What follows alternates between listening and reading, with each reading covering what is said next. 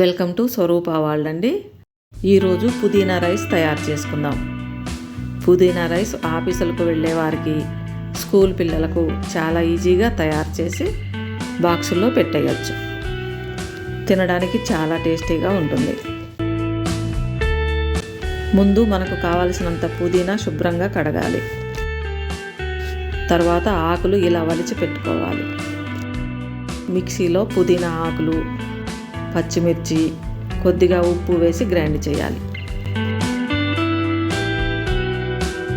పుదీనా మరీ మెత్తగా గ్రైండ్ చేయొద్దండి, రఫ్ గ్రైండ్ చేయాలి.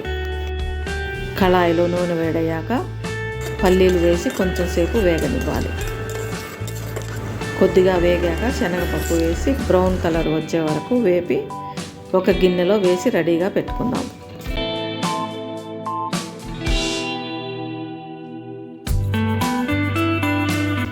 ఇదే బాండీలో ఆవాలు, జీలకర్ర, కరివేపాకు వేసి కలపాలి. అర స్పూన్ పసుపు, గ్రైండ్ చేసిన పుదీనా పేస్ట్ వేశాక 1 స్పూను అల్లం వెల్లుల్లి పేస్ట్ వేసి కలపాలి. పుదీనా పచ్చివాసన పోయే వరకు మాడకుండా సిమ్ములో వేపాలి.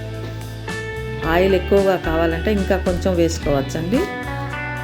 పుదీనా వేగి చక్కగా వాసన వస్తుంది. ఇప్పుడు ఈ పుదీనాలో ముందే పొడి పొడిగా వండుకున్న వేడి అన్నాన్ని వేసి కలుపుదాం.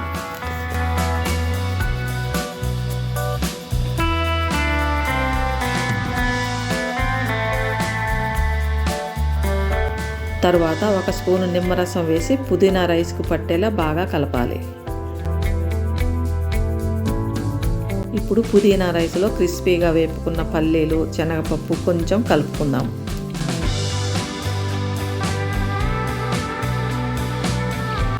తర్వాత సర్వింగ్ ప్లేట్లో వేసుకుందాం.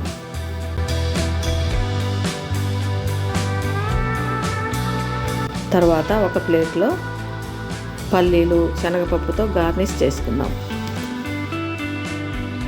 పల్లీలు ముందే వేస్తే మెత్తబడతాయండి. తినే ముందు వేసుకోవాలి. కరకరలాడుతూ రుచిగా ఉంటాయి. చాలా రుచిగా ఉండే పుదీనా రైస్ రెడీ. చిన్నపిల్లలు చాలా ఇష్టంగా తింటారు. పుదీనా ఆరోగ్యానికి చాలా మంచిది.